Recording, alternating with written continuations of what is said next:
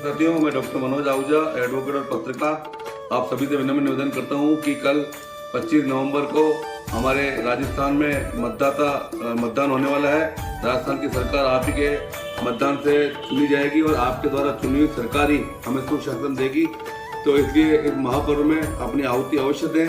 चाहे आपको अपने कितना ही आवश्यक काम हो उसको छोड़ करके आप मतदान अवश्य करें। आप यदि मतदान करेंगे और आपके द्वारा दिए हुए मत से जो सरकार चुनी जाएगी, निश्चित तौर पे आपकी उसमें सहभागिता रहेगी और वही सरकार एक सुशासन दे सकती है। तो आप कल अवश्य मतदान करें। सरकार की ओर से और निर्वाचन विभाग की ओर से बहुत अच्छी व्यवस्थाएं की गई है। आपका पहचान पत्र नहीं हो तो उसके अलावा 12 पहचान के अन्य दस्तावेज भी दिए हुए हैं, उनको ले जाकर के आप सुबह 7 बजे से लेकर के शाम को 6 बजे तक आप मतदान कर सकते हैं। तो कृपया आपसे विनम्र निवेदन है कि आप इस महत्वपूर्ण काम को, सभी कामों को छोड़कर इस महत्वपूर्ण काम को अवश्य करें। धन्यवाद। जय हिंद, जय भारत। सुप्रीम कोर्ट ने हाल ही में कहा कि क्रूरता के कारण अपने पति का घर छोड़ने के बाद पत्नी जिस स्थान पर रहती है और आश्रय चाहती है, उसे तथ्यात्मक स्थिति के आधार पर भारतीय दंड संहिता आईपीसी की धारा 498A के तहत शिकायतों पर विचार करने का अधिकार क्षेत्र होगा। रूपाली देवी बनाम यूपी राज्य 20195 SCC 384 में 3 न्यायाधीशों की पीठ के फैसले का हवाला देते हुए अदालत ने कहा, उस स्थान पर अदालतें जहां पत्नी पति या उसके रिश्तेदारों द्वारा किए गए क्रूरता के कृत्यों के मामले में वैवाहिक घर छोड़ने या भगाए जाने के बाद आश्रय लेती है, तथ्यात्मक स्थिति के आधार पर आईपीसी की धारा 498A के तहत अपराध करने का आरोप लगाने वाली शिकायत पर विचार करने का भी अधिकार क्षेत्र होगा। जस्टिस बीवी नागरत्ना और जस्टिस उज्जवल भोया की सुप्रीम कोर्ट की खंडपीठ सत्र न्यायाधीश बेंगलो के फैसले के खिलाफ एसएलपी पर सुनवाई कर रही थी, जिसने आरोपी पति की अतिरिक्त जमानत याचिका को अनुमति दे दी थी। इससे व्यथित होकर याचिकाकर्ता ने एक एसएलपी में सुप्रीम कोर्ट का दरवाजा खटखटाया। अदालत के विचार के लिए जो मुद्दा उठा वह ये था कि क्या पूछताछ और सुनवाई के सामान्य स्थान में वह स्थान शामिल होगा जहां शिकायतकर्ता पत्नी अपने पति से अलग होने के बाद रहती है। न्यायालय ने आपराधिक प्रक्रिया संहिता सीआरपीसी की धारा 177 में उल्लिखित जांच और परीक्षण के सामान्य स्थान की व्याख्या पर विचार विमर्श किया। न्यायालय ने कहा कि पारंपरिक रुख, जैसा कि बिहार राज्य बनाम देवकरण नेंशी 1972 SCC 890 और सुजाता मुखर्जी बनाम प्रशांत कुमार मुखर्जी 19975 SCC 30 जैसे पहले के फैसलों में दिया गया है। यह इस बात पर जोर देता है कि अधिकार क्षेत्र वैवाहिक मामलों में स्थानीय क्षेत्राधिकार के भीतर अपराध की घटना पर निर्भर करता है। हालांकि 2019 में रूपाली का मामला एक नया दृष्टिकोण लेकर आया। फैसले में स्पष्ट किया गया कि वैवाहिक घर में किए गए कृत्यों के कारण अपने माता पिता के घर में रहते हुए भी पत्नी के मानसिक स्वास्थ्य पर प्रतिकूल प्रभाव आईपीसी की धारा 498A के तहत क्रूरता के बराबर है।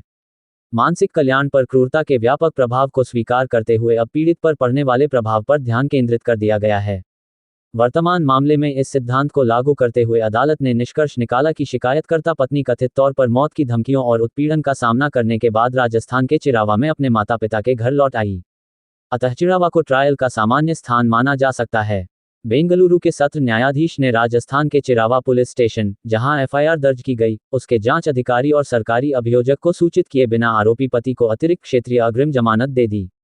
इसलिए अदालत ने सत्र न्यायाधीश का आदेश रद्द कर दिया और आरोपी को अग्रिम जमानत के लिए राजस्थान के चिरावा में न्यायिक न्यायालय से संपर्क करने का निर्देश दिया। केस टाइटल: प्रिया इंदौरिया बनाम कर्नाटक राज्य।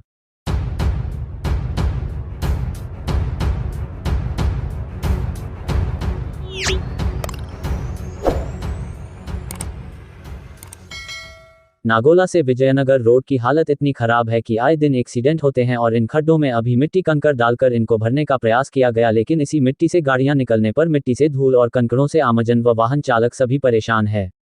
कुछ दिनों पूर्व इसी मिट्टी पर मिट्टी के ऊपर ही गिट्टी डालने से गिट्टी कंकड़ रोड से उखड़ गए।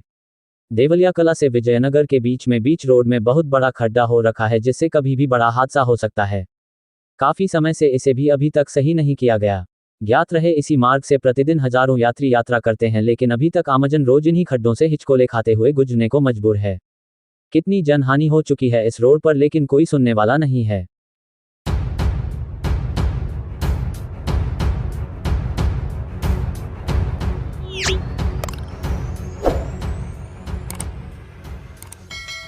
ब्यावर जिले के मसूदा विधानसभा क्षेत्र से कांग्रेस के प्रत्याशी राकेश पारीक के जगह जगह हो रहे विरोध की आखिर वजह क्या है? इसके बारे में ज्यादा बताने की जरूरत नहीं है, पर जो थोड़ा बताने की आवश्यकता है तो यह है कि वर्ष 2018 में सरवाड़ निवासी राकेश पारीक ने कांग्रेस प्रत्याशी के रूप में चुनाव मैदान में चुनावी जंग जीतकर विधायक बने थे। यहाँ बात कुछ गौर करने की यह कि मसूदा क्षेत्र की जनता राकेश पारीक को जानती तक नहीं थी, उसी जनता ने एक अनजान व्यक्ति को सर आंखों पर बैठाकर विधायक बनाकर भेजा था। परंतु आश्चर्य तो इस बात का है कि पिछले 5 साल तक विधायक रहने वाले राकेश पारीक यहाँ की जनता के चिर परिचित होने के बावजूद राकेश पारीक आज जब जनता के बीच जाने पर जगह जगह हो रहा विरोध अत्यंत गंभीर विचारणीय है। विचारणीय इसलिए नहीं है उनका विरोध हो रहा है, अपितु विचारणीय इसलिए है कि 5 साल पहले जब राकेश पारीक को यहाँ के लोग जानते तक नहीं थे, इसके बावजूद मसूदा की जनता ने उन्हें विधायक बना दिया, तो फिर आज ऐसी क्या बात हो गई कि 5 साल तक विधायक के रहने के बाद लोगों में कहीं किसी बात को लेकर तो कहीं किसी बात को लेकर विरोध के स्वर उठ रहे हैं। विरोध की बात करें तो विधायक रहते हुए राकेश पारीक का जनता से जुड़ाव की जगह दूरी बनाए रखने के साथ ही विकास कार्यों में बरते गए उपेक्षित रवैये एवं सरकारी संस्थाओं में आमजन के कार्यों को दरकिनार कर मनमाने तरीके अपनाकर अप्रत्यक्ष रूप से सुविधा शुल्क वसूलने के व्यवहार एवं मनमर्जी का आलम तो जिम्मेदार हैं ही, साथ ही विधायक की आड़ में उनके चिलगोचों द्वारा उनके निहित स्वार्थों की पूर्ति में की गई मनमानी को भी इसके लिए काफी हद तक जिम्मेदार ठहराया जा सकता है। आपको बता दें कि यह कोई पहला मौका नहीं है जब राकेश पारीक व उनके चिलगोचों के बारे इस तरह की जानकारी दी जा रही हो। इससे पूर्व भी इस तरह की खबरों के माध्यम से राकेश पारीक के विधायकी कार्यकाल में आमजन के साथ उनके द्वारा बरते जा रहे उपेक्षित रवैये एवं उनके चिलगोचों की करतूतों से अवगत कराया जा चुका है। ये तो नहीं कहा जा सकता है कि राकेश पारीक को इसकी जानकारी नहीं रही हो, परंतु वे इससे अनभिज्ञ भी नहीं हैं।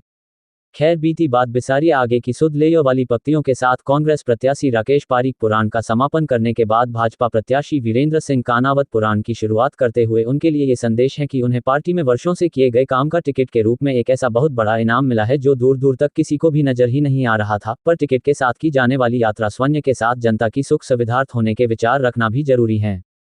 और आपके इस अधिकृत टिकट के साथ मंगलमय यात्रा को हरी झंडी दिखाने वाली जनता जनार्दन को दरकिनार करने की भूल मत करना, क्योंकि यह पब्लिक है। विधानसभा चुनाव के अन्य यात्रियों का जिक्र समय आने पर करेंगे। बहरहाल पारीक पुराण व कानावत पुराण की इतिश्री इन पक्तियों से करते हैं। बह रही है बदलाव की बयार, विधायक बनने के लिए रहे तैयार। जिस तरह राकेश पारीक ने जनता से पहले किए थे झूठे वादे पर नहीं पड़ी पार, बदलती दिखाई दे रही है सरकार। मसूदा की जनता को है जनता के हितार्थ सोचने वाले विधायक की दरकार। अंत में सबके लिए शुभकामनाओं भरा यही है संदेश। खुशहाल हो राजस्थान प्रदेश।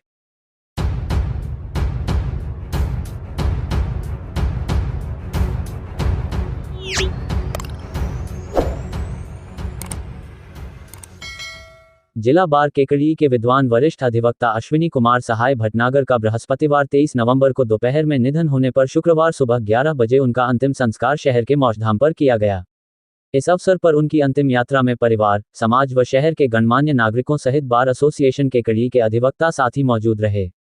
स्वर्गीय अश्विनी भटनागर के प्रति प्रेम भाव व समर्पण की वजह से शहर के सैकड़ों लोगों ने मौजधाम पहुंचकर मुखाग्नि देते हुए अश्रुपूरित श्रद्धांजलि दी। स्वर्गीय अश्विनी सहाय भटनागर बार एसोसिएशन केकड़ी के वरिष्ठ अधिवक्ता थे जो लगभग सभी राष्ट्रीयकृत बैंकों के पैनल अधिवक्ता थे। इसके साथ ही वो सच्चे समाजसेवी भी थे और एक जिंदादिल इंसान थे जो अधिवक्ता साथियों के लिए सदैव तैयार व तत्पर रहते थे। मात्र 60 वर्ष की आयु में अचानक से हुए हृदयाघात की वजह से उनकी मृत्यु की सूचना सुनकर एकाएक लोगों को विश्वास नहीं हुआ था, लेकिन मौत एक कड़वी सच्चाई है जिसे स्वीकार करना ही पड़ता है। भटनागर के स्वर्गलोक गमन करने से परिवार व समाज के साथ साथ बार एसोसिएशन व शहर को भी अपूरणीय क्षति हुई है। शुक्रवार को उनकी अंतिम यात्रा व मुखाग्नि में शामिल सैकड़ों ग्रामीणों ने दिवंगत आत्मा को मोक्ष मिलने के लिए प्रार्थना की तथा परिजनों को सांत्वना दी।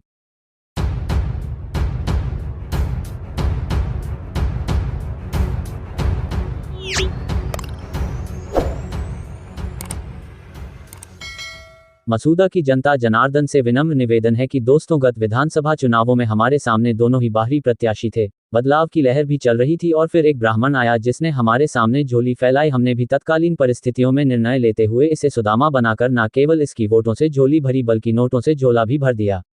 जीतने के बाद इसने जनता से मुंह मोड़ते हुए एक सूत्री कार्यक्रम नोट बटोरने का रखा।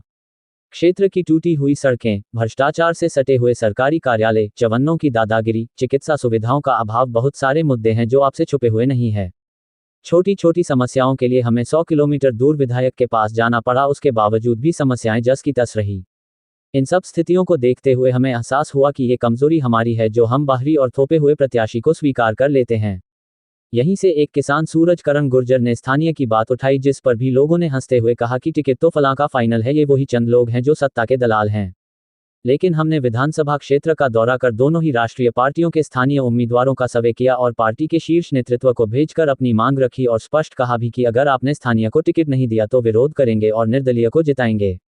इस मुहिम में आप सभी साथियों का महत्वपूर्ण योगदान रहा, जिसके चलते भारतीय जनता पार्टी ने न केवल स्थानीय व्यक्ति को टिकट दिया बल्कि एक नॉन कंट्रोवर्शियल और साधारण कार्यकर्ता को उसकी सेवाओं, उसकी निष्ठाओं के बदले इनाम भी दिया है। मित्रों, भारतीय जनता पार्टी ने अपना काम कर दिया है, अब आगे का काम हमारा है। मैं किसी राजनीतिक विचारधारा से जुड़ा हुआ नहीं हूं दोस्तों, मैं व्यवसाय से वकील हूं और पत्रकारिता मेरा शौक है। इसलिए मेरी जिम्मेदारी बनती है कि हमारे क्षेत्र का सर्वांगीण विकास हो, सरकारी योजनाओं का लाभ उस गरीब को मिले जिसको उसकी जरूरत हो, अन्याय, अत्याचार, भ्रष्टाचार, बेईमानी का खात्मा हो। ये सब तभी संभव है जब कोई जवाबदार जनप्रतिनिधि हो जिस पर हमारी पहुंच हो।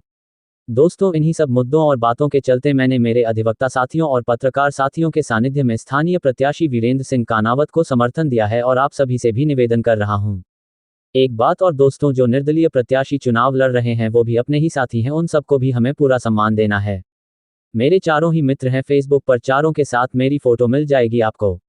लेकिन यहाँ सवाल ये भी है कि हमें स्थानीय का चुनाव इसलिए करना है क्योंकि हमें हमारे क्षेत्र का विकास करवाना है। और दोस्तों, बात विकास की करेंगे तो वो तभी संभव है जब प्रत्याशी सत्ताधारी दल का सदस्य हो, क्योंकि सत्ता भी बीजेपी का आना तय है। मित्रों, राजस्थान की जनता समझदार है, आपके और मेरे जैसी विचारधारा के लोग ही तो हैं जो परिवर्तन चाहते हैं। सत्ता के दलाल तो क्यों चाहेंगे कि उनकी हराम की कमाई बंद हो, उनके ऐशो आराम बंद हो, इसकी चाबी तो अपने पास ही है ना। तो दोस्तों, स्थानीयवाद को जिंदाबाद करते हुए कानावत जी को जिंदाबाद कर दो, ताकि आने वाले समय में ये बाहर के कीटाणु अपने एरिया में प्रवेश करने से पहले 10 बार सोचें। निवेदक डॉक्टर मनोज आहूजा, एडवोकेट व पूर्व लोक अभियोजक, संभागीय अध्यक्ष, अखिल भारतीय संयुक्त अधिवक्ता मंच, जिला संरक्षक, ग्रामीण पत्रकार संघ।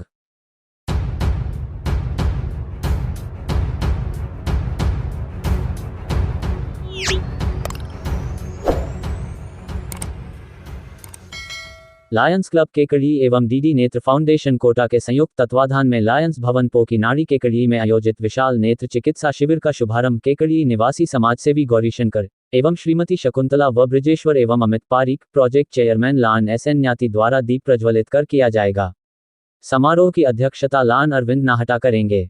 प्रांतीय सभापति एवं सर्विस चेयरपर्सन लान दिनेश गर्ग ने बताया कि 26 नवंबर को भर्ती होने वाले मरीजों को उसी दिन कोटा ले जाकर 27 नवंबर को लेंस प्रत्यारोपण किए जाएंगे। सचिव अनिल बंसल ने बताया कि इसी दिन डॉक्टर रामेश्वर चौधरी द्वारा 10 बजे से 3 बजे तक निःशुल्क फिजियोथेरेपी शिविर लगाया जाएगा। कोषाध्यक्ष भरत माहेश्वरी ने बताया कि भर्ती मरीजों को कोटा लाने व ले जाने, भोजन, आवास व्यवस्थाएं निःशुल्क होगी।